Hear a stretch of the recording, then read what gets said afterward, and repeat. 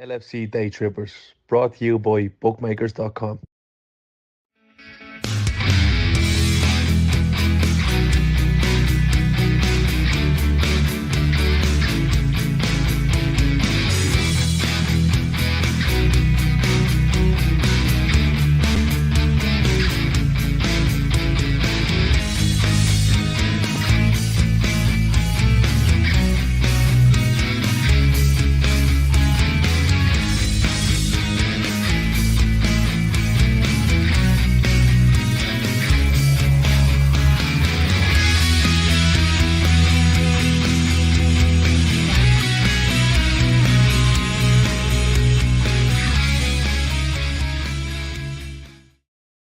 Good evening, everyone. Welcome to Friday Night Premier League Forecast. Hope you're all well.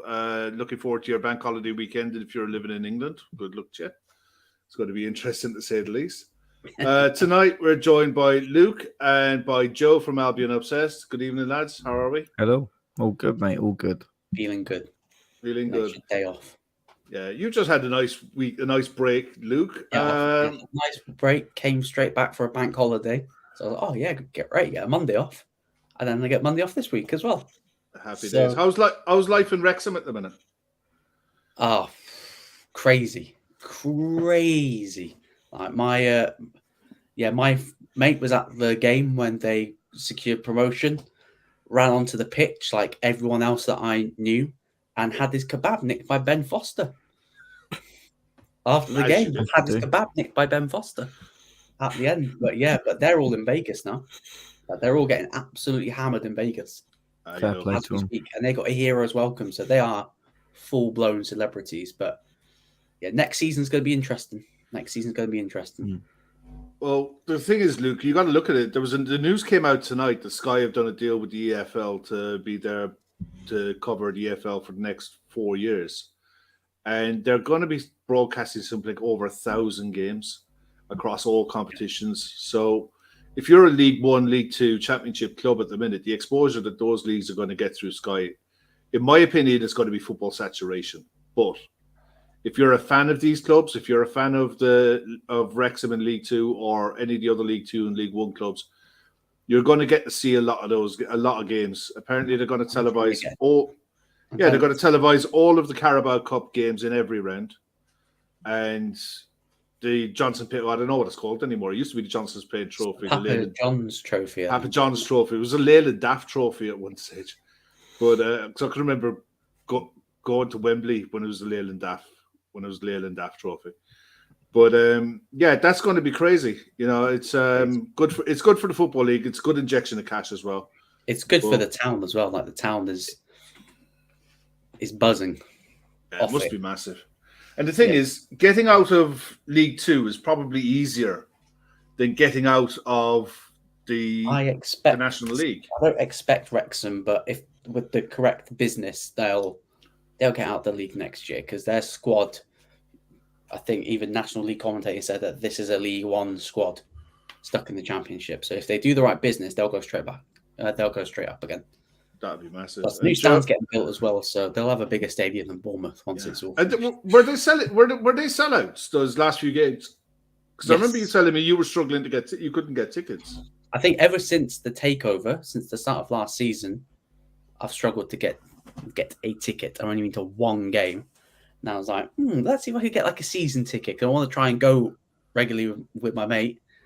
I think they've sold about 6,500 season tickets. Like everyone that had a season ticket last season, all been renewed. Wow, that's massive. Because Joe, you know what it's like when you're down in and around League One, League Two, Championship. Getting crowds in the door is tough enough. You know, keeping people interested and engaged. But for a place like Wrexham to into the second season and being able to do that, that's impressive. You know, the future, they could have a really good future, but if they get it right.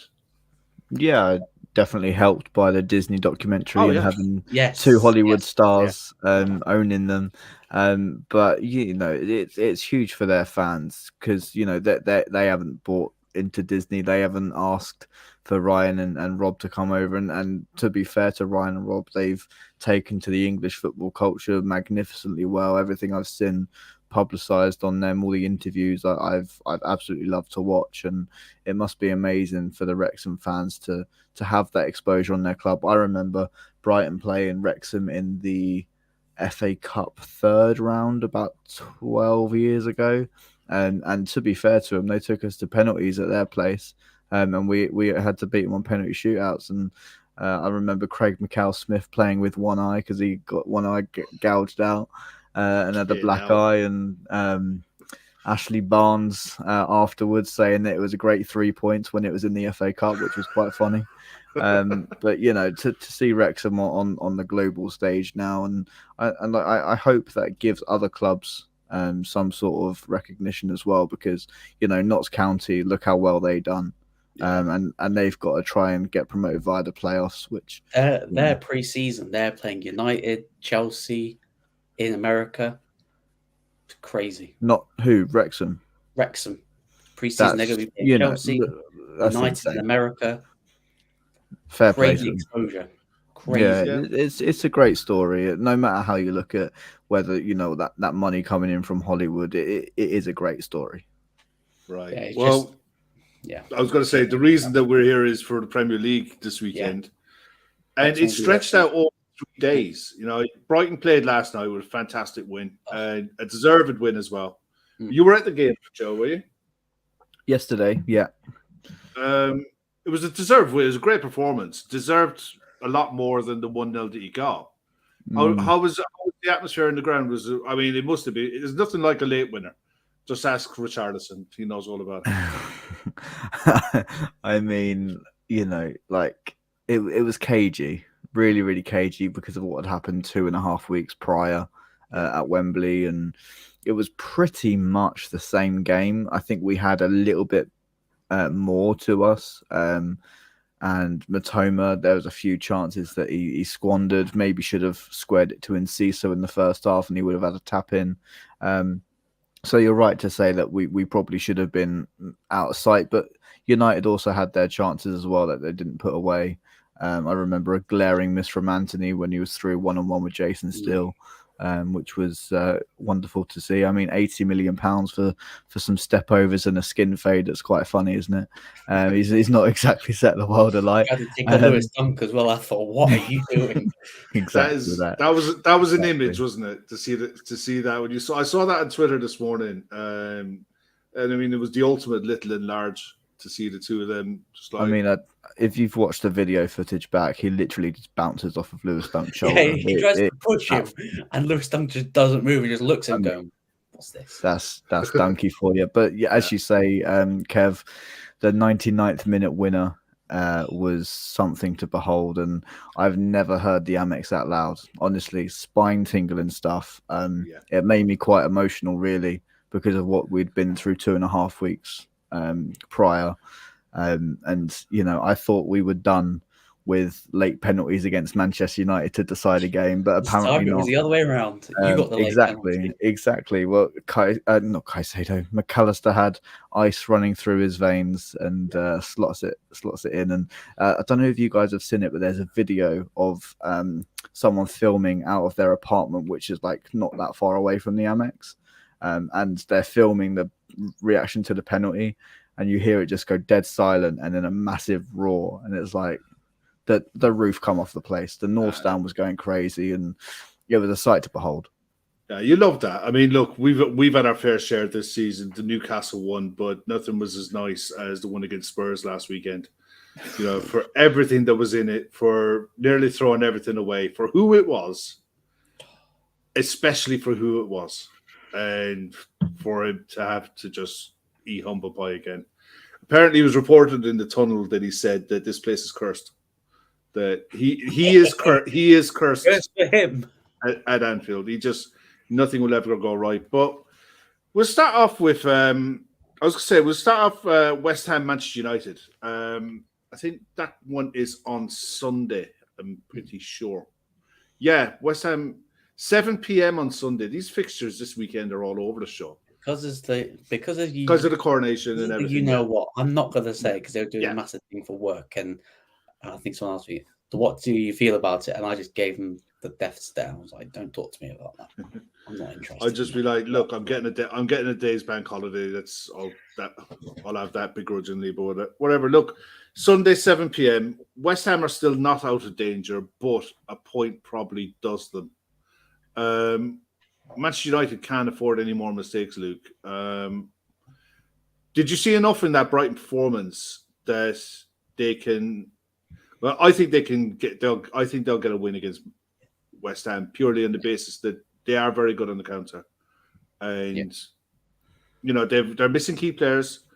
Luke Shaw is a liability at the back, especially if you've got Mikel Antonio coming at you, and Jarrett Bowen and what have you. But in fairness, it's like I just think the Manchester United should have enough for this one. Yeah, I think so too. I think with West Ham, I think they've got all their eggs in that Europa Conference League. To be honest, like you even saw with their starting lineup against City. I know that they said that the players were out with illness. Well, apparently there's two more. There's two more added to that today. They've just been rested. To be honest, I think they've just been rested because the Europa Conference League, you can get a trophy. Because I think West Ham, I think they're going to stay up. I just think there's way worse teams than them. But for United, if they drop any more points, like they are slowly just opening that door, opening it a little more every time they drop points. And their away form has been very, very patchy this season. But I just can't. I am expecting a United to bounce back because if they were to lose or draw to West Ham and Liverpool beat Brentford, then the pressure's cranking up from what should have been top four's done. There's no race anymore. United and Newcastle have got that sewn up. For them to let Liverpool back into the race, yeah, it could be a very interesting end to the season. And Joe, look, there's two ways to look at this. West Ham is an outmar in the semi-final of the Europa League. It's a competition I think they're probably favourites for now. But saying that, their league form is just not on. It's just not where you expect West Ham to be, given the fact that they're doing so well in Europe. But you're going to have a squad players there looking to try to earn a place in the starting 11 if there is an illness or a bug or something going through that club. Horrific timing. But at the same time, you saw Manchester United close up, and you've seen West Ham this season. The likes of Rashford, Martial, even Martial had chances last night, and Anthony, for all of his step overs and what have you, he does create chances, and he might not finish them, but he does create havoc. Is there anything in this that you can see how West Ham can come away with 3 points in this one, or is it the case that West Ham, David Moyes will look at it and think, "Look, just get a point, make sure we're safe." That'll put them 6 points ahead of Everton, and Everton just ain't picking up 6 points. Yeah, I mean, West Ham are in a bit of a pickle because obviously, where do they put all of their eggs? Do they put it all in the Europe semi-final, or do they, try and secure their safety? And it would be an absolute madness if they somehow won the Europa Conference League and got relegated. They'll be playing European football in the Championship. That would be just nuts. It's been done. We've had it before. We've had it with Wigan. Yeah. But to be honest, I saw enough of United yesterday. They can cause you major issues, and I've seen us take West Ham apart a few months ago. We beat them 4-0, and they just can't cope with pressure. And Man United will put pressure on them from the off because, as you rightly said, they're going to be wanting a reaction. And I don't think they lose 2 in a row after losing late on against Brighton. They will probably feel like they didn't deserve to lose that game, but on the balance, obviously talking as a Brighton fan, they definitely did. No bias there. But yeah, I think this will be a little bit too much for West Ham to deal with, and I think they'll be sort of going into the next game week a little bit anxious. Yeah, I think so. I mean, the only way I look at this, if for any reason, and Luke, what you said is bang on, if for any reason Manchester United dropped 3 points here, if West Ham beat them. It's not so much the door is open as the pressure will come on. They've been under no real pressure this season for most parts. They were tipping away slowly. Nobody's bothering with them. They were picking up results. They weren't any pressure of being outside of the top 4, but suddenly they only need 8 points from 5, but these are going to be the hardest 8 points to go and get them because this is a squad that don't handle pressure well. And the longer they leave it, the more difficult it's going to get. I mean, their fixtures are kind. I'll just have a quick look there. West Ham or United? Manchester United, I think their fixtures aren't difficult. Form has been really good this season, and they've got 4 home games left. Well, that's it. They lost to Brighton. They've got West Ham away. Then they're home to Wolves, away to Bournemouth, who will still be fighting for something. Chelsea will just fold like a pack of cards. And they're like on 37 points. They're for me, they're pretty much safe. But they're at home and it's Manchester United and they'll want to do something. But then they've got Chelsea at home, Fulham at home, and that's it. They finish their season at the FA Cup final. But yeah, I can't see how Manchester United don't pick these points up. I just can't. As much as it would be lovely. One thing as well. Hey Chris, what the hell are you doing here in the chat? Chris, it's Chris's birthday today. It's his 40th today, big roundy birthday. So if he's sober enough to be in the chat, then someone is doing something wrong. So happy birthday to you, Chris. Hope you're having a really good day, my man. And I'll talk to you over the weekend for sure. But let's get quick score predictions. Luke, which way do you just give us a quick scoreline on this one, man. How do you see it going? 2-1 West Ham.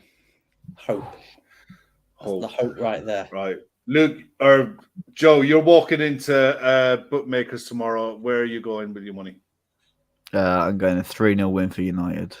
No, the correct answer is you're going to bookmakers.com to get the best odds of what odds are available. And then you make your decision because this show is sponsored by bookmakers.com. And I did forget. Very good segue. Transition. I rate that. It's not bad. But yeah, look, for anyone who's looking for odds over the weekend, if you're looking for somewhere to get the best odds, check them out. They collate all of the bookmakers to give you the best odds on what you're looking for. And if you're not into betting, that's fine. But if you are, do so responsibly. If not, check out. There's some great articles on there. There's some really good stats and head-to-head stats as well, which is really, really helpful. But back to tonight. Joe, you've gone for a 3-0 Manchester United. I say Manchester United 3-1.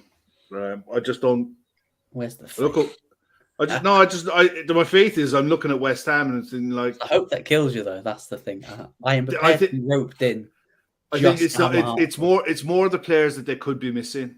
If they're missing Souček, Declan Rice, that's the spine of their side. And I thought West Ham against the first half against City. I thought they did all right.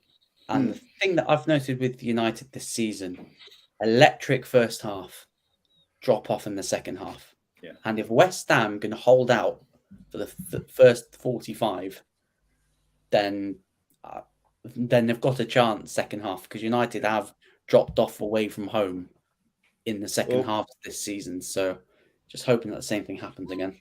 Well, we've got to go on to the fun and games fixture now. Monday, 5:30 p.m. at the Amex, Brighton host Everton. My God, Joe, you were on the Everton pod earlier on. You can tell us about that experience and how that went with their atmosphere, how they're expecting things to go. But the Brighton for me are probably one of the best sides in the league to watch. They're definitely the most entertaining and one of the most fluid sides I've seen in the Premier League for a good while. Confidence is everything with Brighton. And I was worried after the FA Cup final in the manner of the loss, the fact that they were the better side for 120 minutes and lost it. I was worried that Brighton could just say, look, we've had a really good season. Thank you very much. And check out. But last night you saw the roles reversed of that, where you come away with a really deserved win. But more than that, the performance was good. The performance was there. You had players playing outside of their key roles, like Caicedo starting at right back but drifting into midfield. Don't know where I've seen that before. And McAllister up front as well. You haven't really missed Evan Ferguson. Well, I think you have missed Evan Ferguson, but it hasn't been as telling. You know, I mean, how have you seen? Because I haven't seen you speak. We haven't spoken to you since before the cup final. So, in general, how is it, and how are you feeling going into Monday? Well, I'm glad it wasn't the cup final, because I probably would have a cup semi-final. I would have been in hiding. I would have been crying like for the rest of eternity. But I mean, it's been a massive roller coaster and a massive test of our character and our bottle. What do we want to achieve?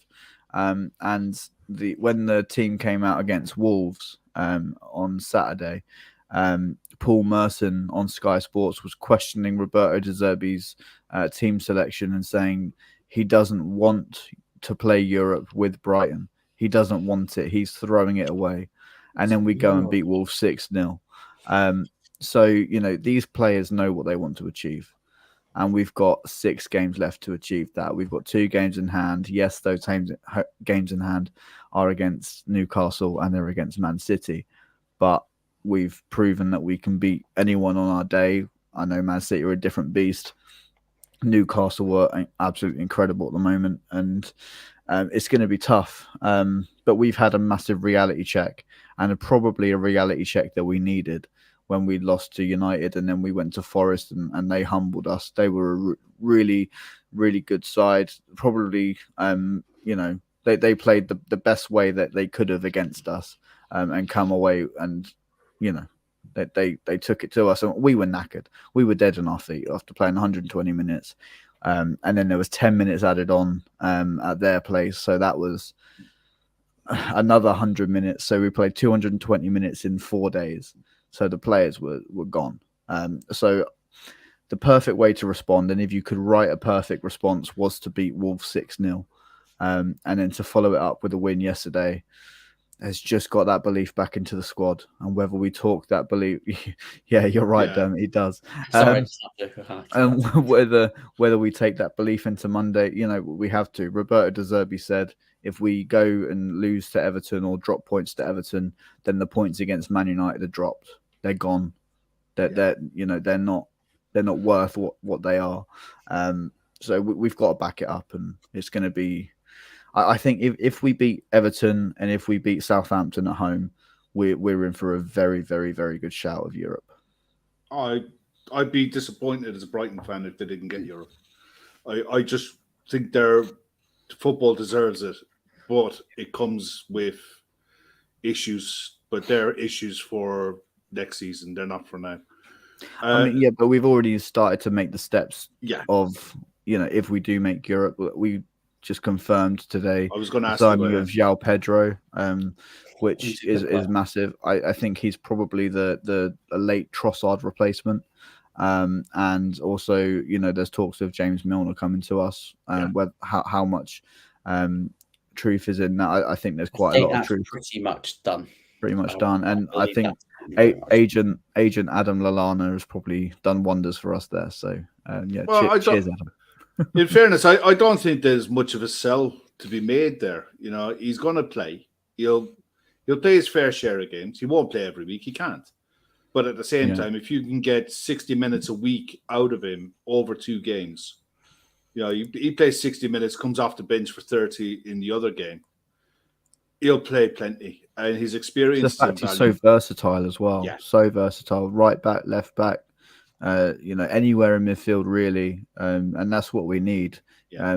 We're struggling for a right back at the moment. That's why Moises had to play there yesterday. And to be fair, I actually think Moises did better at right back than he did in centre midfield yesterday. When he moved to centre midfield, I thought he looked a little bit on Moises Caicedo. Like, he was still good, don't get me wrong. But he just looked a little bit lost by his standards. And, you know, to do a number on Rashford, he done such a good, his first ever time playing at right back, and he played a blinder. Yeah, he was really good. Luke, Everton Everton are in the mud. Let's take the red tinted glasses off. Sorry. I just had one. Yeah. Cheers, mate. They are in the mud at the minute. Dominic Calvert-Lewin coming back and getting minutes into his legs is probably a plus. It has to be a plus. Yeah. But losing Seamus Coleman for the run-in is a big blow because of his experience. And it looks like Onana might be injured as well. He might be missing as well. So, how do you see Everton can you see them picking up points? Because I cannot for the life of me see them not just picking up wins. I can't see them picking up points. A point. Yeah, I think I called it quite early on, even when Dyche got the appointment. Dyche is not going to save them. And I still believe that Everton are going to be lucky to probably pick up a single point. So this is Everton's last 4 fixtures. Brighton away, City at home, Wolves away, Bournemouth at home. How many wins are you expecting out of that for Everton? Because they're probably going to need to win maybe a couple to stay up. And I don't think they're going to win. I don't think they'll be lucky to get a draw. Maybe they might beat Bournemouth on the final day because by then Bournemouth will stay up. But I just can't. I just can't see it. I'll be honest. I'll be honest with you. See it. I think 4 points, a win and a draw from anywhere, and they'll probably get safe with 34 points. I think Chris is right. The hope for Everton's last 2 games of the season is both Wolves and Bournemouth will be safe, and that's when Everton will have something to go for. But it could also depend on how much of a hiding they get off of Brighton and Man City. The other saving grace in that is I think the Man City game is in between Man City's fixtures with Real Madrid. So you can guarantee that Man City are going to heavily rotate in that one, as long as they don't make any mistakes leading into their games in the Champions League. I mean, if Arsenal drop points anywhere, then you can bet your life that Man City will really rest heavily. Yeah, I just don't see it. I just can't see it. And like, there's always that team in the Premier League. I think it was Sunderland a few years ago. They just about stay up. And then the one season they go, no, your luck's ran out. And I've got a feeling this is Everton's luck's just ran out. And once they go down, they're not coming back up straight away. They're going to be stuck in the Championship. That new stadium will look lovely in the Championship. That new stadium is going to be floating down the dock. That new stadium, I don't know if it gets finished. It will get finished eventually, but it won't be finished on time. This is one of their main problems, coupled with the fact that apparently Usmanov has been funneling money through an LLC into Everton still, while the government has said you're sanctioned.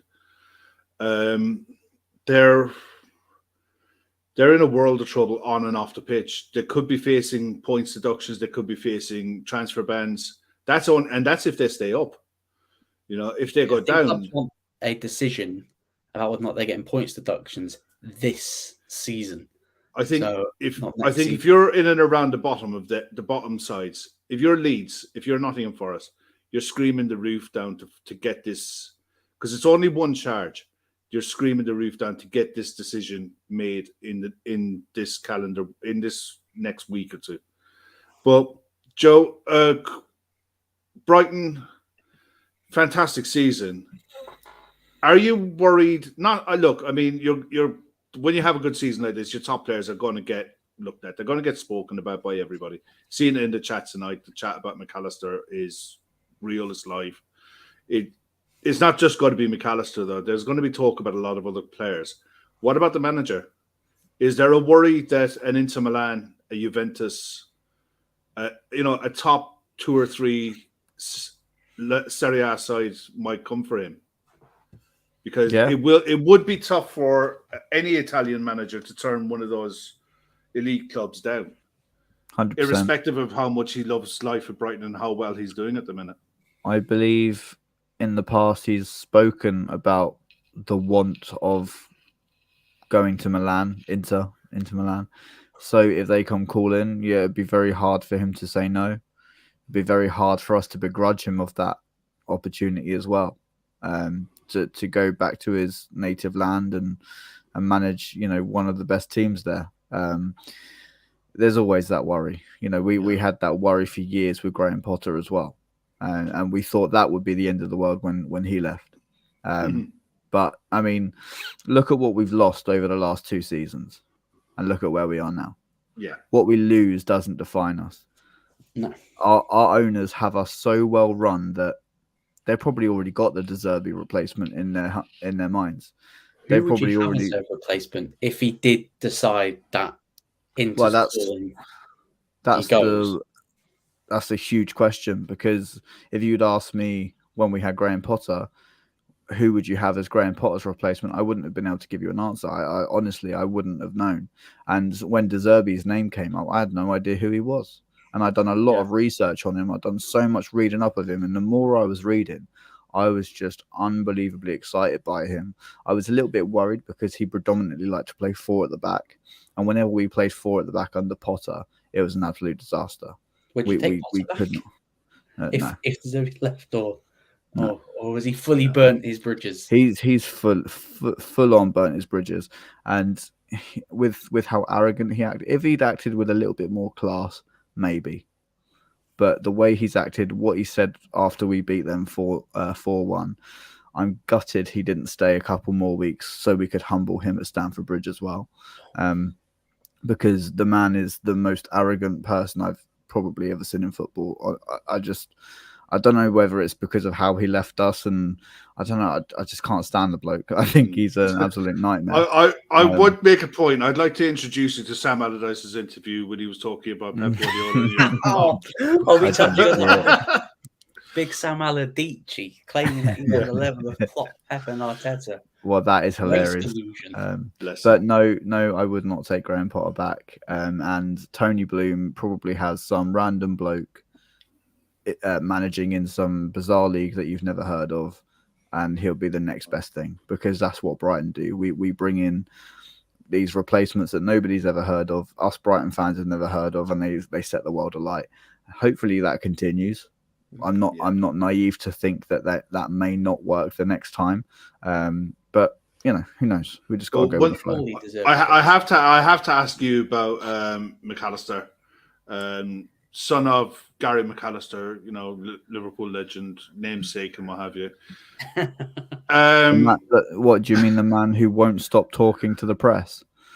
Yeah, look. I thought he was older than what he was. I thought he was older than 24. He just seems to have been around on the radar, because I knew about him before he went to Brighton. I honestly thought he was about 26, 27. Yeah. The talk is coming out of his camp that he's told Brighton that he wants to go, and it's clear as day that he's giving his all for Brighton at the moment, and I don't expect any less. But what would it take to get him, and what's a sweet spot figure that Brighton can deal with? Yeah, and look, the thing is, Chelsea. The Chelsea money that they paid for Enzo Fernandez was stupid money at the time. And it's been shown to be stupid money. Thank God. The danger for me with what Chelsea have done was if they'd spent that amount of money and it succeeded. But the fact that they spent that amount of money and it's blown up in their face shows that they've overpaid for a lot of players. That can't be the benchmark. And I don't think it is the benchmark for what clubs are going to be willing to pay for any player, midfielders or whatever, this summer coming. I think you got to look at where Enzo came from and where Alexis would be coming from. Alexis knows the league and has proven himself in the Premier League.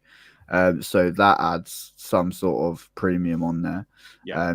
The fact that, he signed a new deal before the World Cup. Which How long is that for, by the way? It was another 3-year deal off 3.5-year deal or something like that. Was that on top of it? Yeah, it took him up to 2027, I believe. Obviously, anyone in the comments that knows more, please. No, so that's 4 years. it's huge. Whether there's a release clause in there, I don't know. Whether there's some sort of agreement in the contract that if a team in Europe comes in for him and we don't make Europe, how that works, I don't know. But it's gonna take a lot. We showed our resolve in January with Moises Caicedo, and we'll show it again. I think January is a different window because you're in the middle of a season. Your plans are already set from the summer and the season that you're in. If someone wants to come and take your player in January, then it's only right that you bend them over and take them for as much as you can get. But I've often said on here, I firmly believe that Southampton were one of the best run clubs in the Premier League for a long time because of their model and how they were able to churn out one or two players every season. Mm-hmm. Leicester did exactly the same thing. They churned out one or two big sales every season to fund the club and to grow the club. And then they both stopped. Mm-hmm. And what you're seeing now is a result of what happens when clubs stop being that platform. And I don't take this the wrong way, but Brighton, for a lot of players, are a platform, be it for big clubs in La Liga, like Real Madrid, Barcelona. Estupiñán is a prime example of that. Someone who can come to the Premier League from La Liga, I think. Mm-hmm. He was decent in La Liga, come to the Premier League, made his name, and could end up going on to play. If he went off to play for Barcelona, he wouldn't look out of place. And Marc Cucurella the same, played for in Spain, played for Spain in the Olympics, went to Brighton, got his move. Is it a case that Brighton need to be that club as well, where it's not? I'm not saying that you can keep hoard players, but you have to allow one or two to go to keep the money flowing both ways. The money has to keep coming in to fund the wages of if your aspirations is going to be for playing for Europe, that is a wage bill that has to be funded, and it's not all going to come from gate receipts and sponsorship. I mean, I'm seeing the comments now, and I'm not naive in the fact that Brighton could become a Southampton or could become a Leicester in the future. And someone pointed out the game does change very quickly. The difference, in my opinion, is our ownership and how we're building for the future. We have been building in a sustainable way for the last 12 years, 13 years. Mm-hmm. And that's gone unnoticed. Our new training ground that came out, that went unnoticed. All of our youth facilities that we've got pumping through the club goes unnoticed. The fact that when we joined the Premier League, we had 6 scouts worldwide, and now we've got over 300, goes unnoticed. I think, yes, you some people maybe are right to predict that Brighton could go that way, and absolutely, one stinker of a season, it does go that way. No, that's not what I was saying. What I was saying is that if you get the player who wants to go, you have to allow for that player to go, so that when you're selling the club to the future McAllister, that you can show them, look, this is what we can do for you. In the same way as Dortmund are doing for Jadon Sancho, Erling Haaland, Jude Bellingham. That's what I was trying to get at, not the fact that... I was responding first of all. Oh, sorry. That I was saying that's all right. But in terms of selling our football club to the next player that wants to come here and wants to showcase their talent, I think that's a fantastic thing, a fantastic position for us to be in, because we will get players like Alexis, like Moises, like Estupiñán that are gonna give us whatever they want to give us for 2 or 3 seasons, go on and make us insane money, and then we're in a very, very healthy position to bring in more players and to keep saying to people, look, as you rightly say, Kev, this is what we can do for you. So give us what you give, and you will eventually get your move until we're ready to make that next step. Because our owners build in the perfect way. As I say, we've been building sustainably for the last 13 years. Yeah. One player I want to ask you quickly about before we move on to Liverpool against Brentford. Morgan, he was on the bench last night, and I think he played in the reserves and scored. Was it earlier in the week or last weekend? Young Irish international. Andy Moran. Sorry, I keep calling him Morgan. Moran. He looks a real prospect anytime I've seen him. Scored again today as well. Yeah. This is the kind of stuff that the academy is starting to produce now. Because he's going to be, along with Ferguson, mainstays in the Irish setup for the next decade. It's fantastic to see that De Zerbi rates Moran so highly to have him in and around the first team squad and training with the first team squad week in, week out, and on the Premier League bench countless number of times this season. And I've seen him play a lot live, in reserve games, and every single time he's blown me away. He just seems to be that. He's just so creative, and sort of glides through the pitch. And I hope that he can translate that to a Premier League football pitch just as well as Evan Ferguson has done. But this is what we do so well, is we build these youngsters in the right way and give them their chance at the right time. In the pipeline already. Yeah, and that's the beauty of the Europa League and the Europa Conference League, that it gives a club maybe an extra 10 to 12, maybe 14 games a season to platform those kind of players, along with the maybe 7 or 8 players who would be on the bench. To keep them interested and invested in the squad as well. So, 100%. Look, quick score predictions for that game: Brighton versus Everton. Luke, 3-0 Brighton. It's gonna be nice. It's gonna be a good watch because I'll be watching that game on Monday. Well, we've had a couple of 4-0s coming in already. Joe, how do you see this one? I'm glad you're all so confident. You can't be, God's sake. Yeah, listen, I'm a very nervous Brighton fan, and whenever we go into any game, it scares the crap out of me. But if we want that European dream, we have to be beating Everton comfortably. And I think it'll be a nice 4-0 win. I think Chris isn't far off the mark. Chris has gone for a 3-0 with a red card for Everton. I think the pressure is on Everton massively, and pressure makes players do stupid things. And they've got a starting 11 that's full of aggressive, stupid players.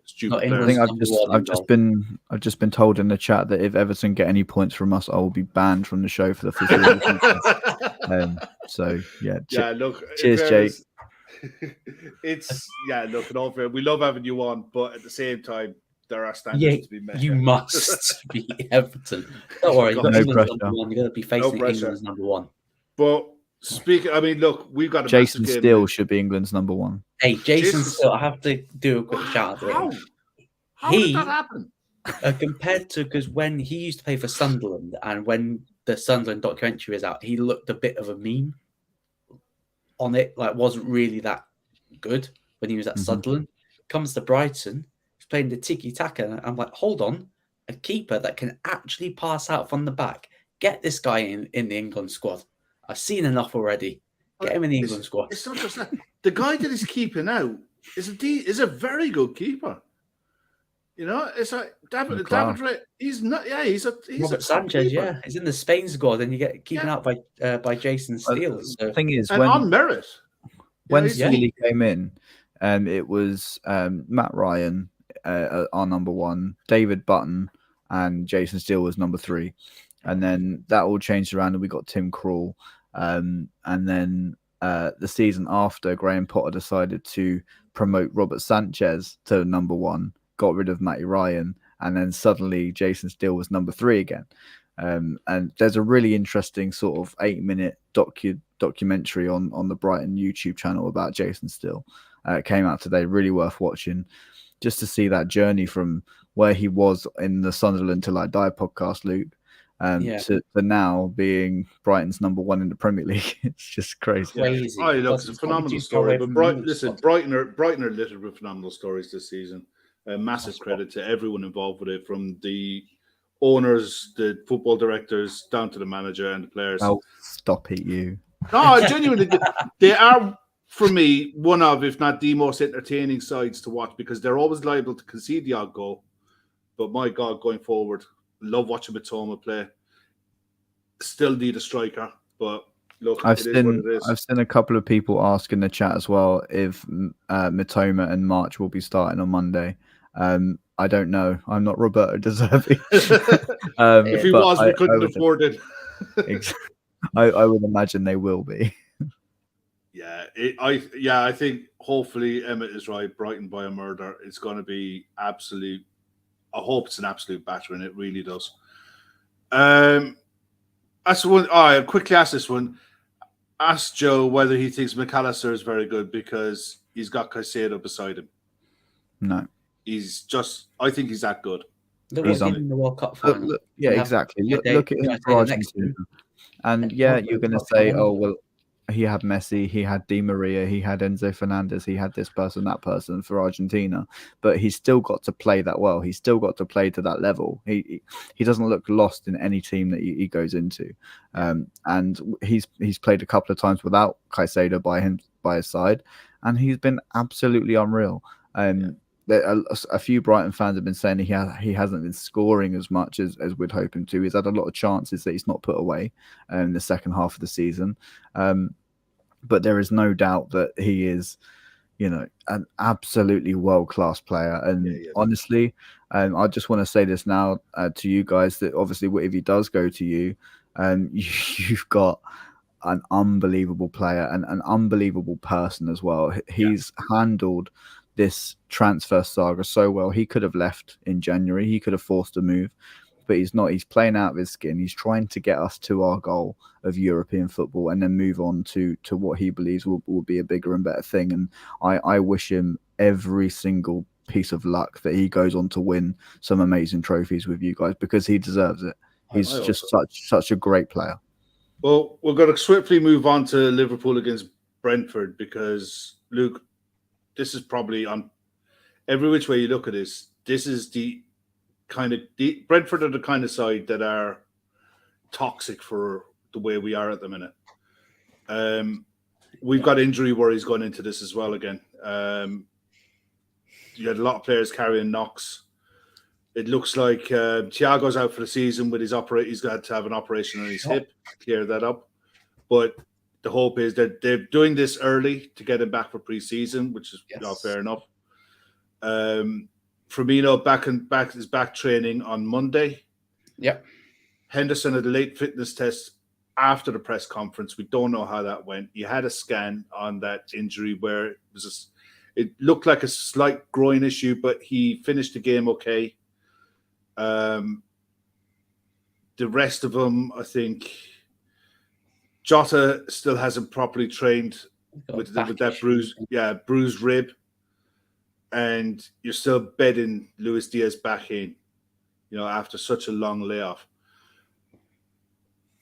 This game has all of the red flags that you need, but on the flip side, we're in really good form at the minute. We're putting wins together, back-to-back wins. I think we've 5 wins on the bounce in the league. 5 wins in a row. And at home, we've dropped the one loss this season. There was a gift that we gave Leeds. Oh. Other than that, our home form has been very, very good. Yeah. So, Brentford deservedly beat us soundly beat us. Roundly beat us and deserved their win. Do you expect do you expect a reaction first and foremost? And do you think Klopp is looking at this thinking horses for courses type selections might be needed because of the physical nature of the side that we're going to be playing against? Yeah, I do believe it's going to be horses for courses. I do expect changes, obviously, with some of the injury issues. If depends on the Henderson fitness test. If he doesn't play, who's going to play that right sided 8? Is it going to be Elliott? Is it going to be Milner? Because Brentford are going to be quite physical, do you want to go with a light weightish midfield with Jones, Fabinho, Elliott, or do you want to have experience in there? So it's really, really interesting. But even though that we lost away, I think I think last season when we drew 3-3 to them away, we beat them quite soundly at home in the January. So I'm just hoping that happens again. But the thing is, it's not like I think Brentford can't get Europe, and they're not going to get relegated. So those are like one of the few teams that you can go on the beach. I would have agreed with you right up until the Forest game when they came from behind to win 2-1. If they'd have folded and just decided to put their towels out on the deck chairs and took the 1-0 loss and decided to trot off back to London, I'd have been, But the fact that they come back from 2-1 down late on against Forest, I think there's going to be players. And Wizza signed a new contract today. So you've got players that have signed contract extensions. You've got players who have, some could be playing for their futures at the club. Others could be playing for moves away. Yeah. So I don't think there's any gifts to be given in this one. Joe, what have you made of Brentford this season? They've been in and around your neck of the woods on the table for quite a while. Dropped off a little bit, but look to be putting results back together again. Yeah, I can't lie. I'm happy to see him drop off. There's a sort of like ownership rivalry between Tony Bloom and their owner, who I've completely forgotten the name of. Barnum, is it? Danish guy, isn't he? So yeah, it's you know, it's nice to see that if they are gonna roll their towels out on the deck chairs and let Europe go to the teams more deserving, that'd be great. Thing is, with watching Brentford, like they're a very good team from Raya right through to before Ivan Toney. Ivan Toney, it annoys me that he's still playing. That he's, I believe, proven guilty to however many charges, but he's still allowed to play, and that's why Brentford are in for a shout of Europe, is because of his goals. So that is frustrating. Whether that's just because Brighton are going for the same European spot, and I want them to have more detriment than us. But you can't take away from what Thomas Frank has done with that team and where Brentford have come from to be having the season they're having. You know, that their fans must be loving it. But I do hope you guys beat them and they fall off dramatically. Well, Red Steve is making the very good point that Ivan Toney scores every other week, and this is his blank week to come. So fingers crossed. But unfortunately, Wizard tends to turn up against us. And the one thing no, I do not want to see him. The one thing that they are is very direct. They're very good at what they do. Frank has done a really good job, and he's got them playing some good stuff. They're defensively sound. They're well balanced. We'll leave spaces for them to exploit on the counter attack. Unfortunately, But is it a case? I've seen a couple of lineups going through the chat already.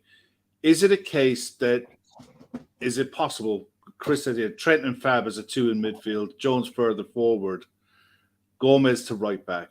That's the dream. Is that possible? See, for me, Trent starting at right back, drifting into midfield, gives you the extra body in midfield when you're going forward. So you can outnumber sides and try to win the ball higher up the pitch. But there's certain sides that play direct from the back where there is no point in counter-pressing them because they're not going to play around the back. They're not going to play it back to the goalkeeper. They're not going to play it to their right back and into midfield and look for a number 10. Brentford are going to knock it back to the keeper and look long.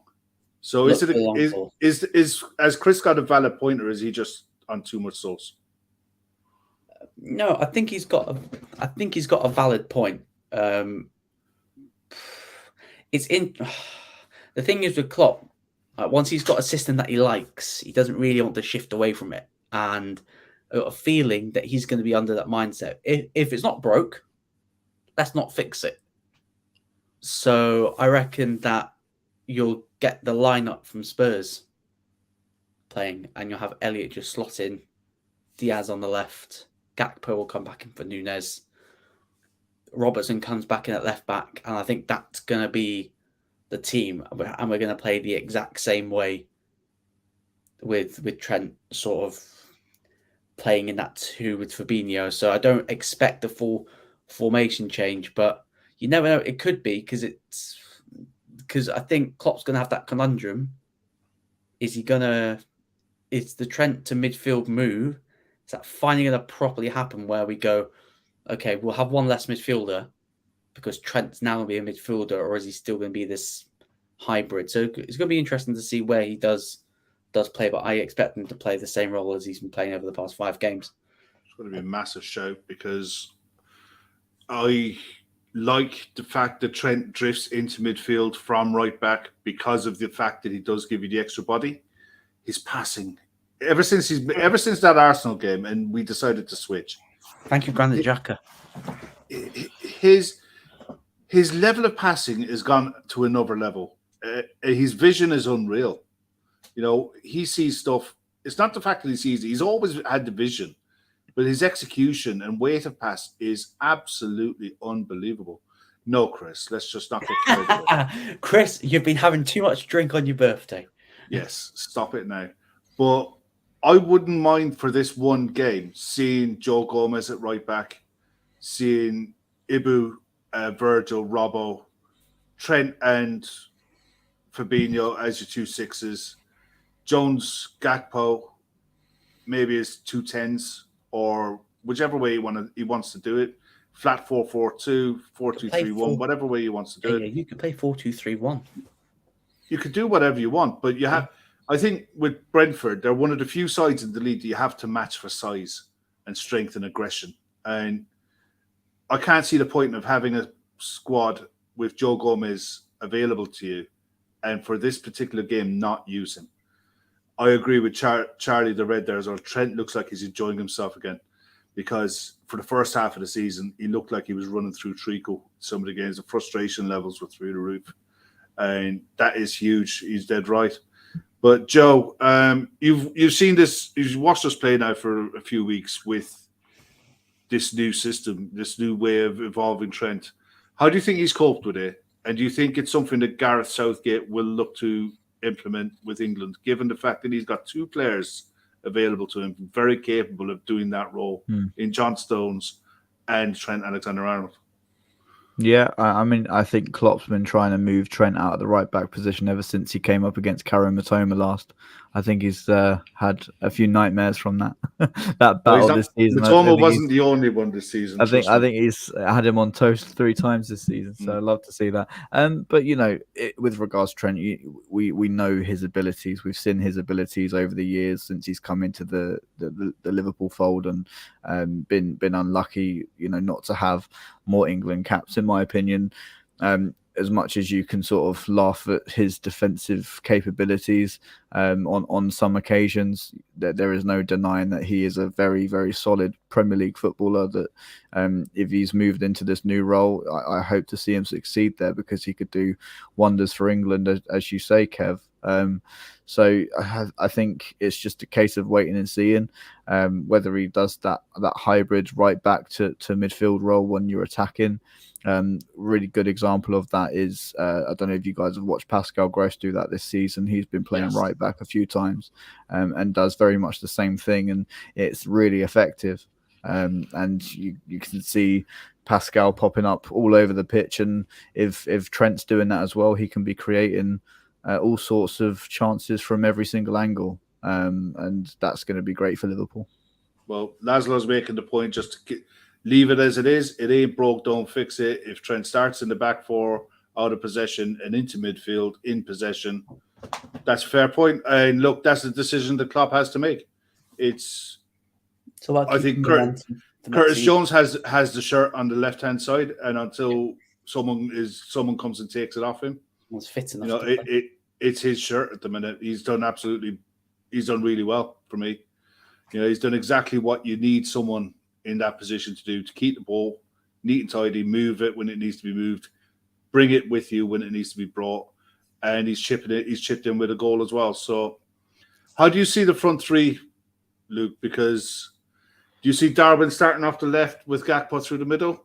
I'd be surprised. For me, I'd be surprised unless he goes with Diaz for the third game in a row. But 3 games in a week, 3 starts in a week on the back of basically 5-6 months out with a bad injury. I think the smart money is going to be Gakpo down the middle, Darwin on the left, and Diaz to come on. I think.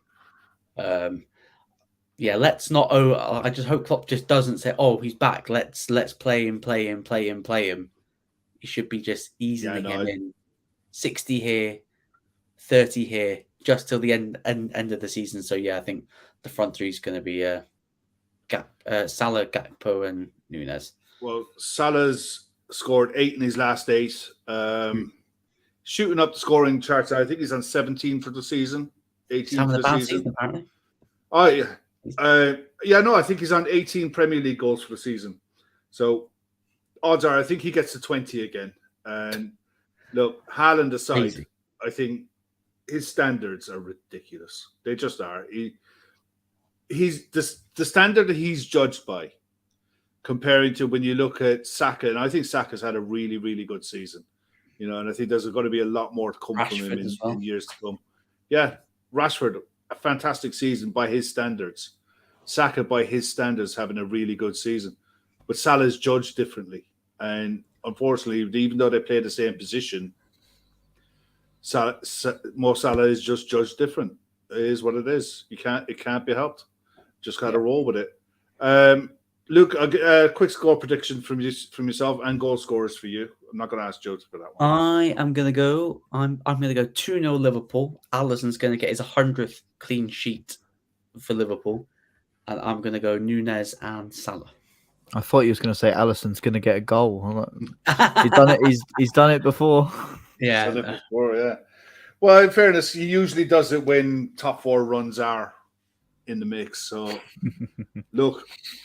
Yeah, too short of 20 league goals means he'll hit 20 goals every season he's played for Liverpool. Plus, he's 2 away from catching Gerrard. I think he's going to be 30 at all comps. He's 29 all competitions at the moment. It's crazy. Joe, can I get a score prediction off yourself, please, for this one, my man? Yeah, 2-0 Liverpool.